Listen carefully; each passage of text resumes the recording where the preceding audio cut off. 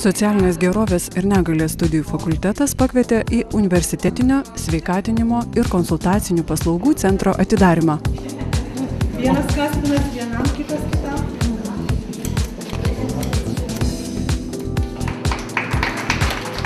Idėja centrą kurti fakultete sklandė jų ne vienerius metus. Tarp iniciatorių paminėčiau ir prorektorę Stefaniją Lišauskienę. Ir aš buvau matyti tarp tų žmonių, kurios galvojom, kad reikia to centro fakultete. Pirmiausia, jo reikia mūsų studentam ir mūsų dėstytojam. Dėstytojam dėl to, kad jie irgi netitrūktų nuo praktikos, pabandytų praktiškai veikti toje sferoje, kurioje studentam dėsto.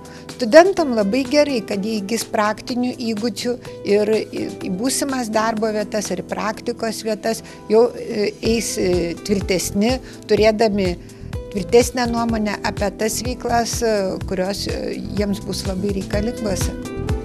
Centre bus teikiamos įvairios kineziterapijos paslaugos, psichologinės ir psichoterapijos konsultacijos. Čia bus galima specialia įranga išsitirti savo sveikatos būklę.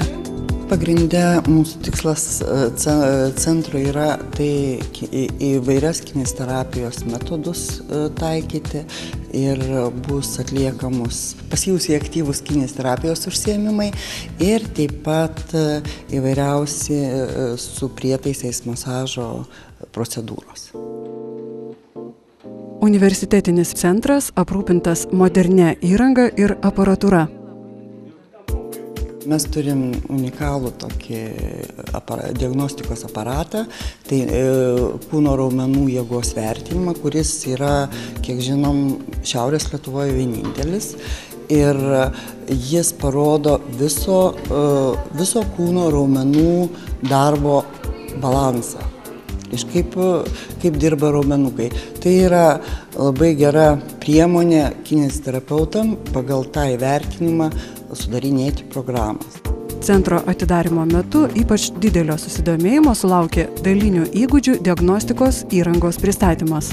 Ši įranga yra skirta įvertinti žmogaus gebėjimus net 15 000 profesijų.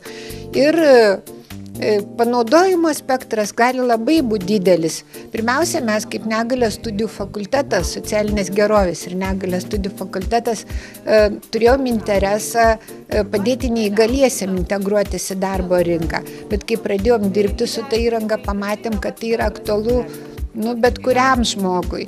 Darbinių gebėjimų įvertinimo įranga yra vienintelė Lietuvoje, jos nėra daug ir Europoje.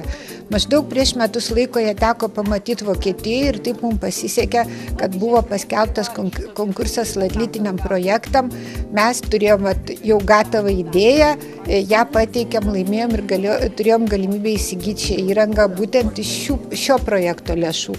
Visa kita įranga yra pirkta iš fakulteto lėšų. Mes dirbam racionaliai, taupiai ir turėjom galimybę įsigyti. Universitetinis centras jau laukia lankytojų. Centras siūlys 24 paslaugas ir ateityje planuoja didinti paslaugų kiekį. Gali kreiptis visi gyventojai, Šiaulių universiteto bendruomenė, tikrai priimsime visus ir sudarysime sąlygas visiems patekti į norimas procedūras bei konsultacijas.